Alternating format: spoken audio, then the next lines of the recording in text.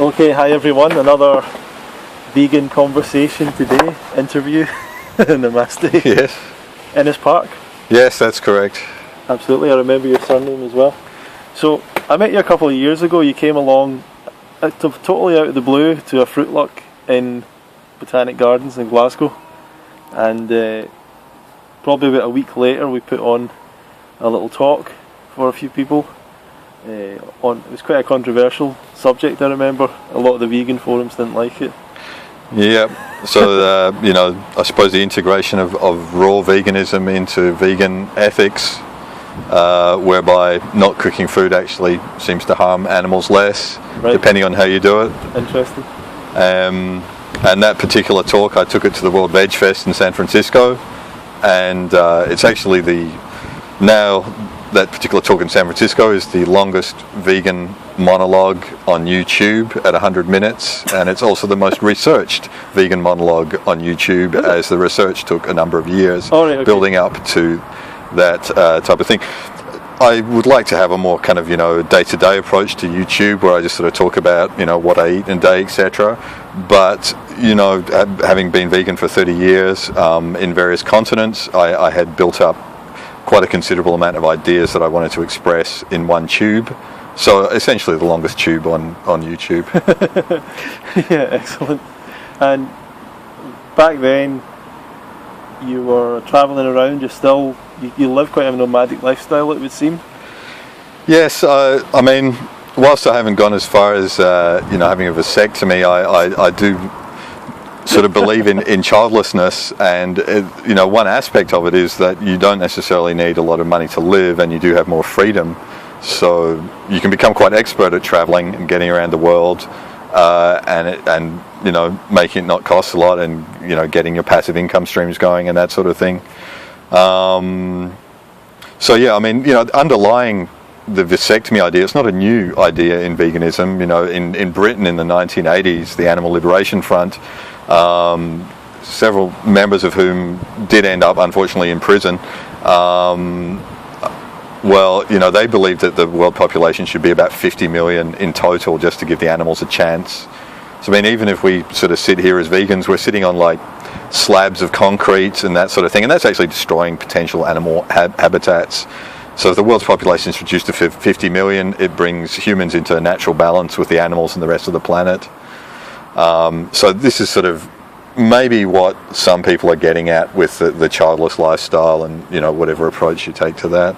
Well, that's interesting. So we've kind of immediately gone into, I guess, what's happening in veganism now, and here's a few interesting questions to put towards you, because I suppose in the past veganism was promoted by some of the societies, some of these bodies, doing as much as they could, collecting donations or money or whatever it was, putting on events, trying to put out magazines, trying to put out information. Now there's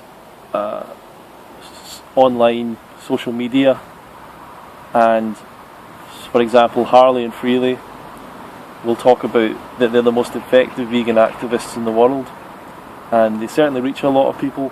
And what's your thoughts on all that kind of stuff? Well, there is definitely quality and quantity going on with Harley and Freely. They're reaching millions of people, and all that they have been reached themselves, and the people in turn who they reach are reaching many people, and that's all great. And I suppose my own approach to that would be to go more specifically at government policy in Asia. And say, for example, the International Vegetarian Union World Veg Fest, which is a completely vegan event that recommends, raw food and raw vegan diet to eaters of all other diets, whatever stage you're at. It's held in Buenos Aires this year. And if I go, I would be the Australian representative, representing the country with the highest meat consumption on earth, in the country with the second highest meat consumption on earth and second highest exports on earth, which is Argentina. Right. So, if we can effectively start altering government policy in Asia, in Argentina, and I've sort of given up hope of actually altering government policy in Australia, but if we cut off the demand for meat, then that can bring about some change. So essentially, yeah, I mean, there is veganism beyond YouTube. There is, 400 million vegetarians in India, for example, who are living lower carbon impact lifestyles than any of the vegans who you'll see on YouTube, including ourselves. YouTube is a world unto itself, sort of tied into this whole Silicon Valley, Hollywood type of thing. But that the reach of that is, probably the potential reach is probably only 1 billion people on the planet due to language and technological barriers. So do you think effective activism is better concentrated on things like lobbying government policy and stuff like that, and these vegetarian unions coming together in conferences and that side of things? Well, I don't necessarily think that every person needs to do that, and I think that some of the people I wouldn't say would be out of their depth maybe, but if you come along to an IVU conference and there's people who've been vegan for 40 years in various countries, some of them are not even aware of what's going on YouTube, and they're discussing people with from countries all over the world who've also been doing it for a long time. So the ideas are different, and you get speeches like maybe people covering a topic like what is the effect in a society of a plant-based diet over 5,000 years, something that people don't necessarily consider on YouTube in depth anyway. Although I think YouTube can have snap impacts on government. I think, for example, that Gordon Brown, when he was hoping to get re-elected, he moved to several bananas a day diet. He clearly had tuned in. A lot of people like to watch the screen here in Glasgow, or in Scotland in general, like Gordon. So yes, I mean, YouTube does impact politics in very important ways. And I think I imagine even if you look at the complexion of David Cameron, that he ups his quotient of antioxidants. I don't know whether that's linked to YouTube or what, but he doesn't eat complete. He's obviously a lot more overweight than Jeremy Corbyn. I think Jeremy Corbyn could. We're talking about UK. Jeremy Corbyn's a vegetarian. Yes, and he hired a vegan to be his shadow agriculture minister, and she just quit over the Brexit. Right. So we're hoping that Jeremy, if you're out there, that you will hire more vegans. And clearly, you're one of the skinniest vegetarians around. So you're probably, I think a bit more raw food though. Get the cheeks nice and red, like Ronnie. Yeah, you've got a lot of fascinating stories because you travel around. You've been to a lot of vegan events that I had no idea of, like the vegan conferences in Southeast Asia, Argentina, like you're saying. You also talked about the rainbow gatherings. These are raw food events in Germany that I'd never heard of. Well, they start every year in Spain, and they sort of move around Europe. They're usually month-long free gatherings whereby you either bring food along or pay for food by donation, or pay nothing if you have nothing. So it's essentially a barter system whereby there's no money involved, and anyone can be an expert. They can put their hand up and say, "I'd like to give a class on yoga or Tai Chi or anything you can think of." And they're also healing gatherings. So when you're there, you've got people who are fasting. You've got people who are eating wild plants only. You've got people who are eating a high fruit diet and exercising and running around in the mountains and forests. You've got people who are doing some tahini and even bringing their own gourmet food and sneaking it in the car park because they don't want to share it. And so they start off in Europe. They start off every year in Spain, in the south of Spain, when it gets to 30 degrees at the end of March and the beginning of April, and then they move into France and Germany, and then right round into Eastern Europe, and possibly even into Egypt and Israel by September, October, when it's getting cool in Europe. What is this, like a travelling band of people, or is it different people? What's happening there? Essentially trying to simulate the Hopi Indian tribe. So there's usually a few teepees, and people usually bring tents to live in, and you can stay as long as you want, and you can participate at the level you want to. And they're drug and alcohol free events, and they're raw food only events. Wow. There's a lot of knowledge sharing, and generally they're in English, although some of the ones that I've encountered in Eastern Europe, maybe the English level isn't so high, and you get more young people because they haven't been going for so long. So maybe there's a lot of young people speaking Czech, and you get covered in ticks, and it's, if you want it, it's a different experience, and it's not necessarily pure fruit either. You maybe won't get expert athletes there, and you maybe won't get people who've dedicated themselves to their field of study, but there is definitely a lot of knowledge sharing, and it's great, say for example, for people in Europe who can't afford to get over to Woodstock or think it's a bit too mysterious, or even some people can't afford to get over to the UK and do the UK Fruit Festival. I suggest you do the UK Festival and the Raw Food Rainbow Gathering if you've got time, and quit your job. It's a great way to, for example, to see some quite expensive countries for free. We have rainbow gatherings in Australia quite often. It's one of the most expensive countries in the world to visit, but it's also one of the greatest countries in the world to visit. So, you can live for a month for free in Australia, eating with other vegans. Great fun. Wow. So, for a long time, you were kind of working in Australia on vegan activism and stuff like that, and vegan groups. You've come across a lot of the people over there who are the leading people, I suppose, in veganism in Australia. What were you doing there? What was your work there? Well, I suppose Melbourne is a bit of a hotbed of vegan activism and of vegans for health as well. In fact, Australia, a lot of people emigrated there for nature cure. So whilst it's got the highest meat consumption on the planet, there are always quite a lot of nutty vegetarians, as it were, back in the day, who are seeking the sunshine and to cure tuberculosis. So there's sort of like a sort of underlying level of that. Ever since the 1890s, we've had a vegetarian society. And I work a lot with Bruce Standish, who's Australia's oldest lifelong vegan, who was lucky enough to be born into it, and his father was Australia's IVU representative, his stepfather. And as it turns out, he's also part Henderson as well, and our historical research is showing that the Hendersons actually came up with the word vegan in Ambleside here in the UK back in the day. So he's luckily sort of in the family way with veganism. And he eats a high raw diet, I'd say 95% raw food, some weeks all raw food, for more than, now coming up for nearly 80 years.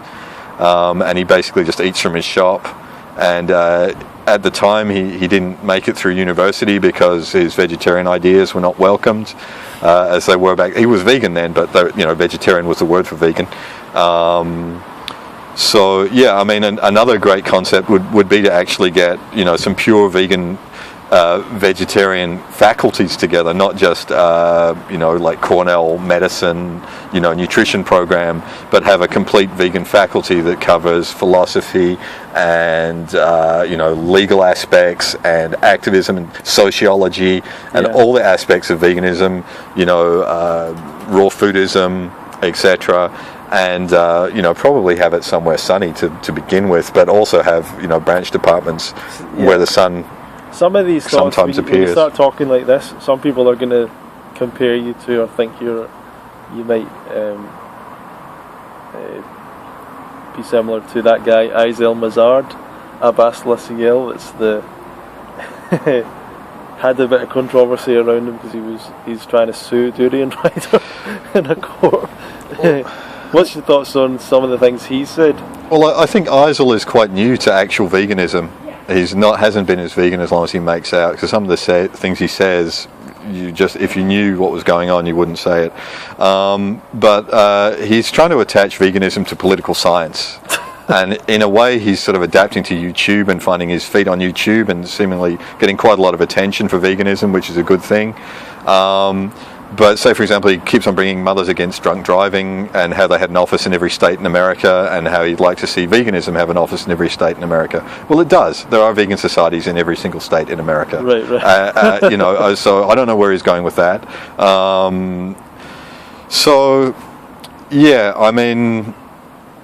If I think Aizel secretly would like to get on a bike and eat some fruit and I think he wants to be with Jurian Ryder the same way Freely does. I think it's subconscious. He may be a bit gay, and that's okay. That's fine. But I think that's what he's driving at. And he's not just gay. Obviously, he likes the girls. But I get the impression that he wanted to have a body like Freely's essentially, and that's why he turned up in Chiang Mai in festival time. You were at the Rotal 4 Festival the year before that. How did you find your experience there? Well, I'm one of the older people there, so I'm not quite as gung-ho on the athleticism. Not that there aren't older people who are also gung-ho. I believe in cycling at about, as fast as you can run, because if you come off, there's like an unnatural injury. And as we've just been discussing, there have been some people who've had to drop out of Royal 4 due to injury. Yeah. So instead of going to the festival this year, I decided to take on the bicycle paths in Europe, because you can actually switch your mind off the traffic and start enjoying the cycling and enjoying the scenery and, stopping off and, having a fruit picnic somewhere in the middle of a national park you've never been to before. What was your route? Where did you start from? And well, I heard that Germany has a national cycle network now, and to say the least, it has multiple layers of bicycle paths attached to different levels of government. So I just had to check that out. And in Bavaria, it's quite undulating, and I intended to go into Eastern Europe where it was sunnier earlier in the year, and down the Danube path, which is actually one of the busiest cycle paths in the world. But I went on a less busy time, and it's got some amazing scenery. I suppose comparing to the Royal 4 Festival, there just weren't enough vegans around. Sure. You could stop in towns and maybe meet a few vegans, but it wasn't like riding with a pack of vegans or anything like that. I think Eastern Europe, raw foodism and raw veganism, and veganism is extremely popular against a backdrop of high meat consumption. You've got Slovakia with the highest meat consumption in Europe, but yet raw vegan restaurants in towns of 50,000 people in the middle of nowhere. Wow, and not just one, but like every town I came across, there was a raw vegan restaurant. That's incredible. And they hadn't even heard of Happy Cow or anything like that. They were just doing it of their own accord. Amazing. And hot springs everywhere, which is something you don't really hear so much. In Slovakia? All over Eastern Europe, starting in Bavaria all the way into Austria, into Hungary, into Slovakia. So at the end of a long cycling day, or 2 or 3 days of cycling non-stop, you're racking up 270 kilometers, 300 kilometers with carrying 30 kilograms. Your muscles are aching. You just jump in the hot springs. And because it's Eastern Europe, they're cheap and they're like multiple different types of springs. Mind you, though, you really do get to see the bodies of, what people look like who are retired, who live on the highest meat diets in Europe. And you sort of think, well, it's a bit different to Royal 4. Yeah, that's brilliant. Can you talk about, I think that on YouTube and everything, I'm probably talking about me, but I think there's a disconnect between what's happening in Europe and what's happening in America and the UK and Australia, which are all, in English-speaking countries that are all people are all on Facebook, YouTube together watching similar people. But with you're talking about the rainbow gatherings and other things, it seems like there's a lot of stuff going on in Europe that people might be missing out on. And there's a real history there as well of raw veganism and natural hygiene and stuff going back in Europe as well, which we don't really hear so much about in the English-speaking countries. Yeah, so Sebastian Knip is very highly regarded there, and all the people, half the swimming pools are named after him in Europe, and Nature Cure was a real thing before antibiotics came in. Nature Cure was before the nationalised health services.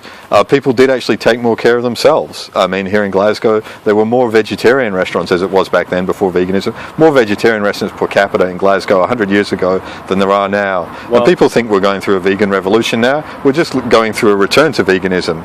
And apart from yourself, Ronnie, unfortunately, veganism in Glasgow is highly linked to the pub and chips and cakes. So it's, it actually would have been better 100 years ago, in Dugald Semple's time, the food would have been healthier, it would have been less processed in general, would have been more organic. It was, before a lot of the pesticides and herbicides got going. So people's immune resistance would have been higher. However, as many raw foodists find out, there is still something to be said for antibiotics and painkillers now and again.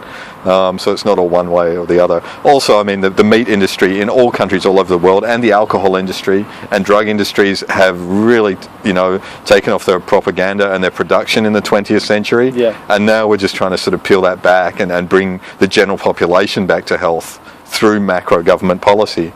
I mean, one thing I'd say to Freely Endurian Rider is if you could check out some of the meat industry videos in Australia that are on YouTube and start dissecting them. We've got billionaires like Andrew Forrest buying heavily into the meat industry. If you can pull his video apart, that would be great. I mean, I'll do it, but obviously you'll get more attention.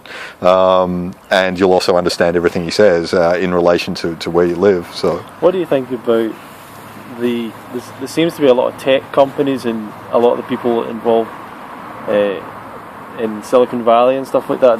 There seems to be some fairly influential, rich vegans there who are starting to invest in things like Beyond Meat and maybe other ways of creating meat, even like genetically somehow. What do you think about that kind of stuff? I suppose for their way of life, very high-tech way of life, that may suit them, but I think going back, as a basis of diet, there's no going past fresh fruit and vegetables. You don't need to go much further than that. There's no need to create artificial meat except as a marketing gimmick. Right. Do you think it would help to get people away from veganism? Away from the meat-based diet? Do you think that could break through and be like a replacement to meat in a short space of time? I think it's unnecessarily, and I think it will occupy a vacuum whereby most meat eaters would like it to be naturally slaughtered and and probably would buy the highest meat possible that they could find, highest quality meat possible that they could find if there is such a thing. So I think as a marketing aspect it will be a flop, and vegans are also making numbers of fake meats, and particularly if you look at long-term vegan societies like Vietnam and Thailand, you see they have a range of sort of meat-like things. They don't have a complete protein obsession. It's still very carb-based, very raw food-based, but there's always a lot of mushrooms and sort of meat replacement type dishes around as well. So it's kind of already been done 1,000 years ago, so it's not as new as it seems. I think it's very good. People like David Cameron and Arnold Schwarzenegger, and people like Google, bringing doctors like Dr. Nandita Shah from India in to speak at Google, and sharing the message about diabetes, which is probably diabetes in India is probably the world's biggest national health problem numerically. And for Google to take her on board, that was great. You can watch a talk. It's got a lot of different aspects of veganism as from the Indian perspective, which you don't always hear if you're stuck in the Anglo-based YouTube world. So yeah, I mean, I've heard that Google and Facebook, they've all got vegan canteens, but I mean, it's not like a complete revolution. People knew, yoga is essentially the anti-IT, and it's a complete system involving meditation and completely 100% raw food diet, if you like. And it's basically the anti-IT. If you find you're sitting at home on your computer, hunched over in your bed, watching YouTube, coming up with all sorts of ways to make a name for yourself with your neck all craned over, get out of your bed and do some yoga. And do it consistently. It'll make you see things differently. Wow. And undo a lot of those IT knots that form all over the body. Yeah, interesting. What about, this is kind of simple stuff for vegans, but people might not know it. What about the economics of, the meat industry, the dairy industry, how that's all funded, subsidised, compared to, and land use and everything else, compared to a vegan world or a vegan kind of lifestyle? What's actually happening? I mean, what I've heard is that meat is artificially lowered in price because of subsidies and everything else, and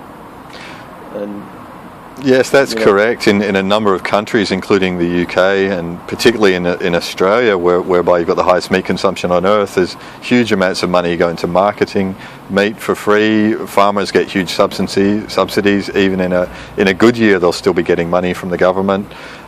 Just for the, under the basic belief that meat is an essential part of the human diet, an essential part of the economy, which is clearly not.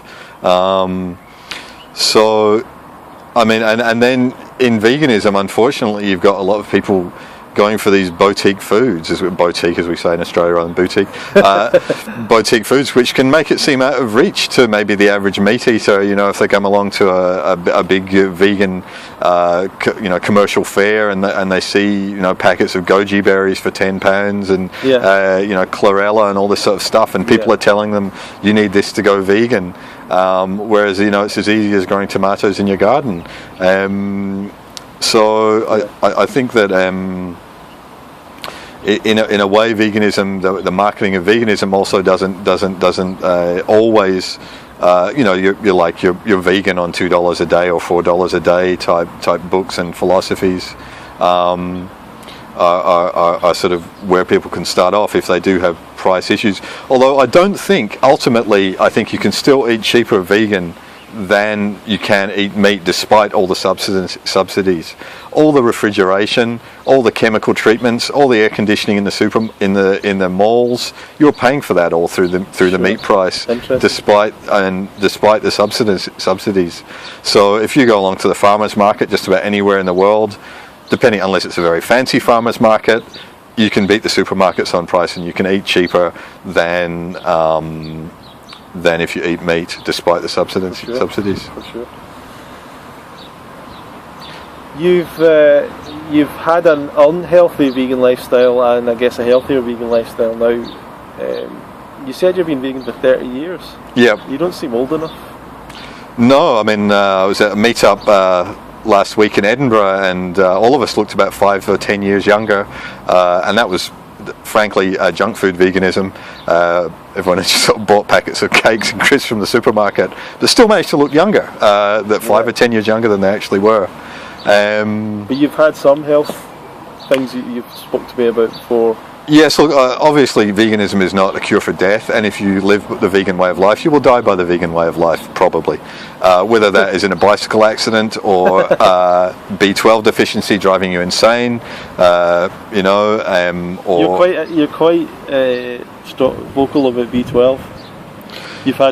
I guess you had a problem yourself at one time.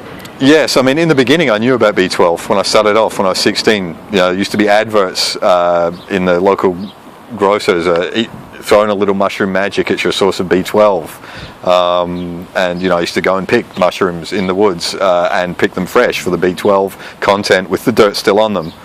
But somewhere down the track, being a musician seemed more important than being a vegan in my 20s, and I sort of forgot about B12.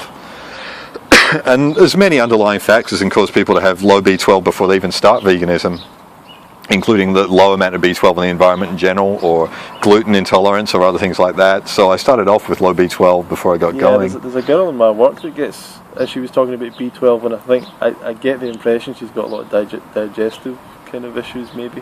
Yeah, older people also lose the ability to digest it, to absorb it rather. But I mean, some of the longest term vegans that I know do not supplement with B12. In fact, the longest term vegans that I know do not supplement with B12. The vegan children that I know, their parents have supplemented during pregnancy. I'm not telling people to go out and not supplement. In fact, I sell the stuff. I recommend supplementation. It has multiple uses beyond veganism as well, beyond maintaining a vegan diet. It's useful in multiple sclerosis. It's useful in autism. It's useful in general nerve issues. It's useful in maintaining mental health. I think studies of people in psychiatric hospitals upon admission found 60 to 70% have B12 and vitamin D deficiencies.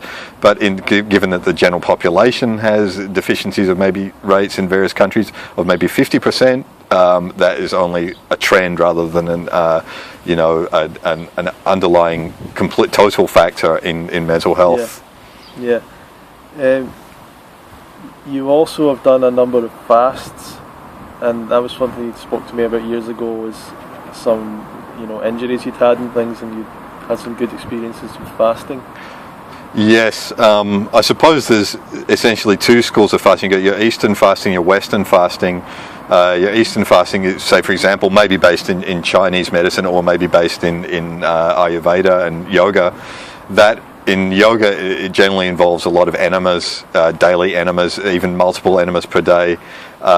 In the West, the Western fasting tradition seems to stay away from enemas and for the maintenance of nerve energy. So when it comes down to fasting, I prefer at home. I prefer complete peace and quiet. Although I don't mind fasting in hotel rooms here around the world if the sun's and the water's clear and the air's clear. So east and west, but are obviously actually all the way south, and I go for like one the big clear, the butt block, if I may be frank. And then the maintenance of maybe on the first day like it, or if have a lot of juices and salads before the beginning of the fast. Even need to do an enema at all. It'll start clearing out of you, and you won't. But obviously, sort of going straight from vegan pizza or raw vegan pizza.